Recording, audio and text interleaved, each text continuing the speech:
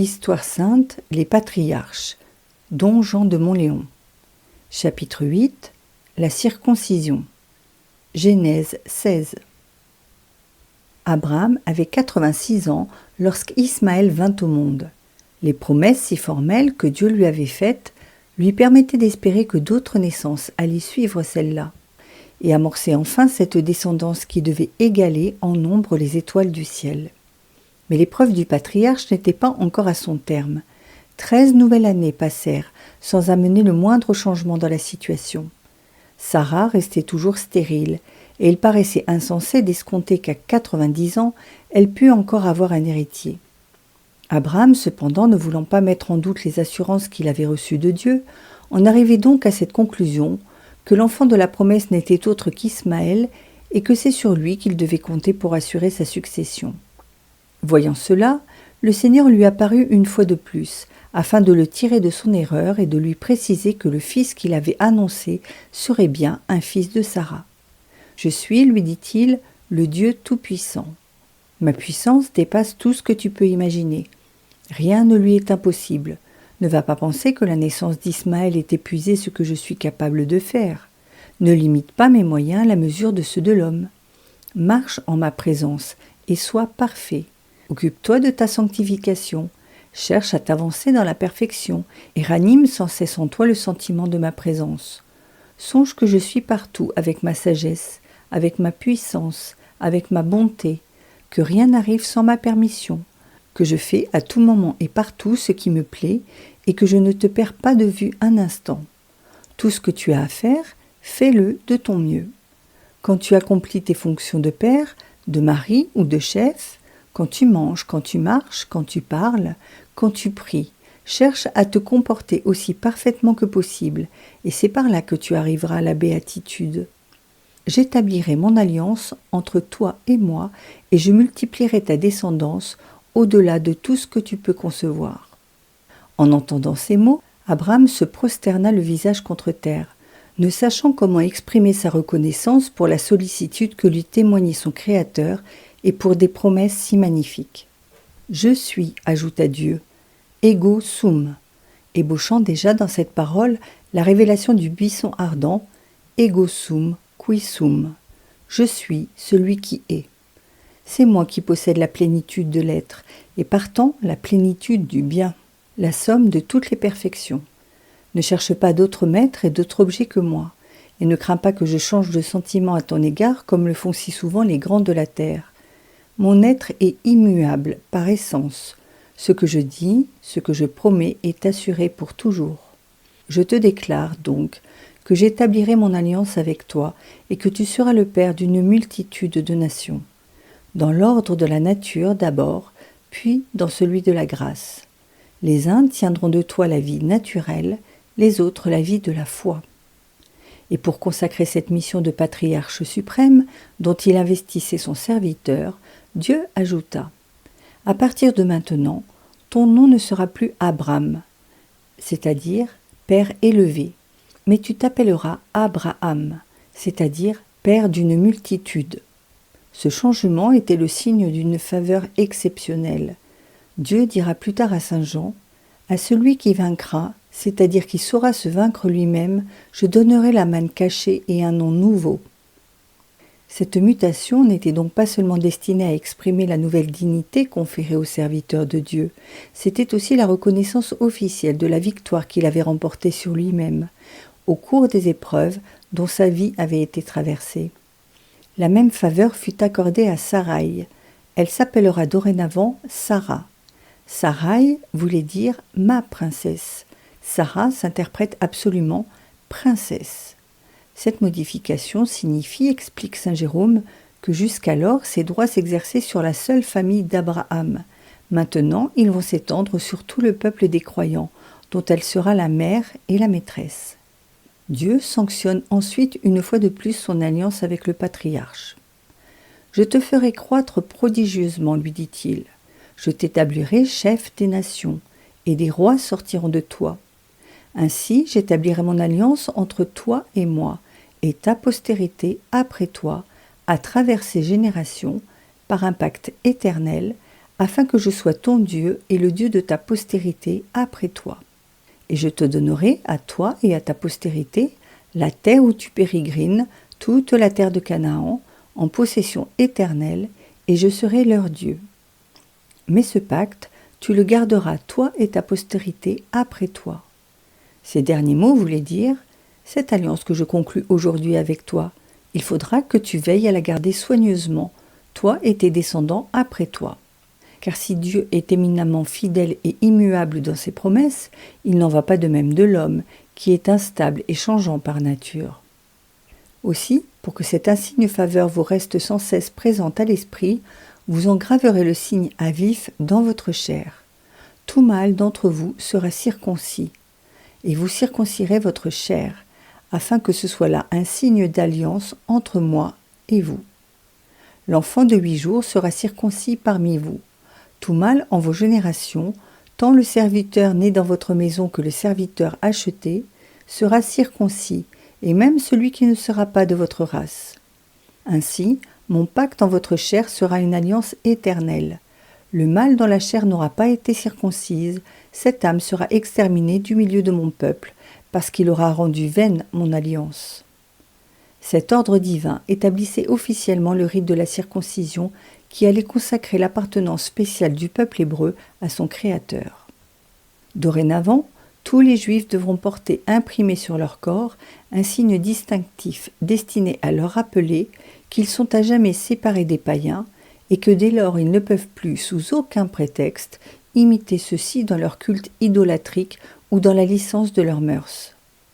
Si, comme on le pense généralement aujourd'hui, la circoncision était déjà en usage chez les Égyptiens et chez d'autres peuples pour des raisons d'hygiène et de physiologie, elle n'en prit pas moins à partir de ce moment-là, pour la postérité d'Abraham, la valeur d'un symbole, de même que l'arc-en-ciel devint, à partir du déluge, un signe de la miséricorde divine, bien qu'il existât avant Noé.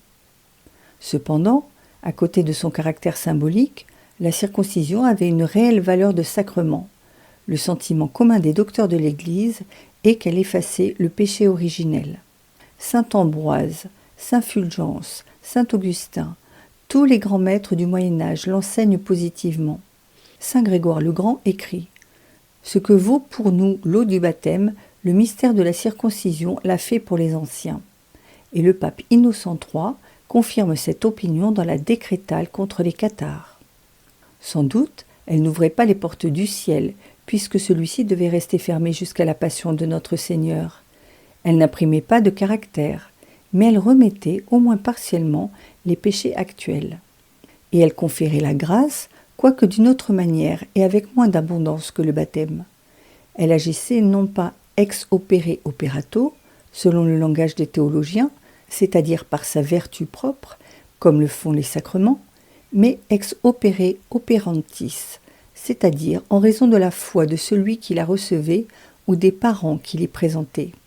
En acceptant ce rite, on faisait profession, ipso facto, de croire au mérite du Christ rédempteur qui viendrait un jour. Après avoir expliqué à Abraham ce qui concernait la circoncision, Dieu renouvela ses promesses avec plus de précision qu'il ne l'avait jamais fait. « Je bénirai Sarah, dit-il, et je te donnerai d'elle un fils que je bénirai aussi. Il sera la souche de plusieurs nations, et les rois des peuples naîtront de lui. » En entendant ces mots, le patriarche se prosterna le visage contre terre et se mit à rire, disant dans son cœur « Est-ce possible qu'un homme centenaire ait un fils, et que Sarah mette au monde un enfant à 90 ans ?» Ces mots ne doivent pas nous abuser. Nous connaissons assez Abraham maintenant pour être sûrs qu'il n'y eut ni dans son rire, ni dans la réflexion qu'il fit, la moindre trace de scepticisme ou d'incrédulité. Il ne douta pas un instant que la parole de Dieu ne s'accomplirait à la lettre, et ce furent simplement sa joie, sa reconnaissance, son admiration devant un tel miracle qui s'exprimèrent de cette manière naïve. Il ajouta « Plût au ciel qu'Ismaël vive en votre présence. » Il voulait dire par là « Seigneur, je n'aurais pas osé vous en demander tant. Je me serais bien contenté d'Ismaël comme héritier, à condition cependant qu'il se mette à marcher selon vos voies. » Ces paroles laissent deviner que la conduite de cet enfant commençait à inquiéter son père. « Sarah aura un fils, reprit Dieu. Tu lui donneras pour nom Isaac, et j'établirai avec lui une alliance éternelle, et avec sa descendance après lui. J'ai écouté aussi la prière que tu m'as faite pour Ismaël. Voici que je le bénirai, je l'accroîtrai, je le multiplierai beaucoup. Il engendrera 12 chefs, et je ferai de lui le chef d'un grand peuple. Mais c'est avec Isaac que je ferai alliance. Sarah le mettra au monde l'année prochaine, à cette époque. Lorsque Dieu se fut retiré, Abraham ne s'accorda pas le moindre délai pour exécuter l'ordre reçu. Statim in ipsa die, dit la Vulgate. Aussitôt, le jour même, il fit pratiquer la circoncision sur Ismaël, alors âgé de 13 ans, puis sur lui-même, et sur tous ses serviteurs du sexe masculin. L'auteur sacré répète ici ce qu'il avait déjà dit au début du chapitre, à savoir que le patriarche avait à cette date 99 ans. Cette insistance, explique saint Chrysostome, est destinée à faire ressortir la grande obéissance de ce juste, qui atteignait déjà l'extrême vieillesse et qui supporta courageusement la douleur de cette opération pour accomplir l'ordre de Dieu. Non seulement il la supporta lui-même, mais il sut persuader à son fils et à tous ses serviteurs de montrer sans hésitation la même obéissance. Voyez quelle vertu chez cet homme. Par la suite, Dieu commanda que cette opération fût pratiquée sur des enfants encore en bas âge, afin qu'elle fût moins douloureuse. Commentaire moral et mystique. L'empressement d'Abraham à accomplir l'ordre de Dieu montre que rien ne doit nous arrêter pour entreprendre la circoncision spirituelle, dont l'autre n'était que la figure. Ismaël est circoncis à 13 ans, les serviteurs à toutes les phases de l'âge adulte, Abraham dans la plus extrême vieillesse. Jeunes ou vieux, maîtres ou serviteurs, nous devons nous aussi prendre courageusement le fer qui retranche et opérer sur nos regards, sur nos pensées, sur nos paroles, sur notre comportement général, les amputations nécessaires si nous voulons que nos âmes soient marquées du signe de l'alliance avec Dieu. Car nous ne devons pas penser, écrit Origène, que le Dieu Tout-Puissant qui gouverne le ciel et la terre, quand il voulut sceller son alliance avec un homme saint, ait fait consister l'essentiel d'une si grande affaire dans le retranchement d'un prépuce de chair, chez cet homme et ceux de sa race. La circoncision charnelle était une figure de la circoncision spirituelle. Saint Paul emploie les expressions les plus énergiques pour flétrir la grossièreté des Juifs qui ne savent pas s'élever au-dessus de la lettre de l'Écriture. « Voyez ces chiens, dit-il, voyez ces mauvais ouvriers, ces êtres tronqués, c'est nous qui sommes les vrais circoncis, nous qui servons Dieu en esprit et ne mettons pas notre confiance dans la chair. » Et encore, le vrai Juif n'est pas celui qui le paraît. La vraie circoncision n'est pas celle qu'on voit dans la chair. Mais le Juif véritable, c'est celui qu'il est intérieurement, et la vraie circoncision, c'est celle du cœur, qui se pratique en esprit. S'il en était autrement, comment pourrait-on prendre à la lettre ces reproches que les prophètes adresseront plus tard aux Juifs ? Tous les étrangers sont incirconcis de chair, mais les fils d'Israël sont incirconcis de cœur. Voilà que ce peuple est incirconcis d'oreille. Écoute, Israël, poursuit Origène, on t'accuse d'avoir les oreilles incirconcises. Pourquoi donc, en entendant ces paroles, n'as-tu pas saisi le fer ? Car Dieu t'accusera et te condamnera pour n'avoir pas les oreilles circoncises. Et je ne te permets pas d'avoir recours aux allégories que Paul nous a enseignées. Qu'attends-tu pour couper ? Coupe tes oreilles, retranche ce membre que Dieu a créé comme un sens utile et pour l'agrément de l'homme, car c'est ainsi que tu comprends les paroles divines. Non seulement la circoncision, telle qu'elle fut prescrite à Abraham, a perdu aujourd'hui toute efficacité, mais c'est une faute grave, enseigne saint Thomas, que de continuer à la pratiquer maintenant que le Christ a souffert pour nous. C'est refuser de le reconnaître pour le Messie authentique, c'est affirmer que ce rite a toujours sa valeur de signe, et donc que celui qu'il signifie n'est pas venu. Si vous vous faites circoncire, dit saint Paul, le Christ ne vous servira de rien. Mais par contre, cette prescription a gardé toute sa valeur symbolique. Et les vrais fils d'Abraham ne doivent cesser de la pratiquer sur eux-mêmes, sur leurs oreilles, en les fermant à la médisance, à la calomnie, à tous les propos mauvais.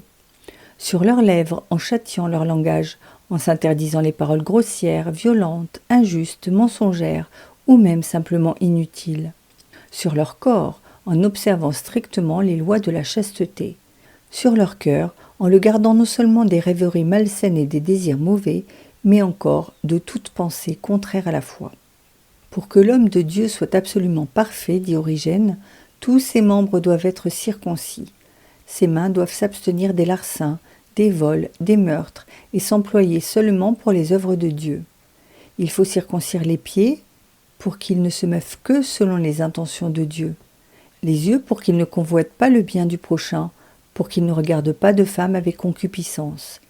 Si, soit en mangeant, soit en buvant, on mange et on boit pour la gloire de Dieu, comme le demande l'apôtre, on est circoncis dans son goût.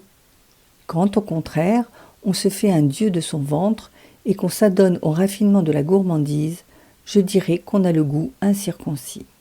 Ainsi, quand nos membres sont appliqués aux tâches voulues par Dieu, quand ils sont au service de la justice pour arriver à la sainteté, on peut les dire circoncis, et c'est là le vrai signe de foi qui contient le pacte d'une alliance éternelle entre Dieu et l'homme.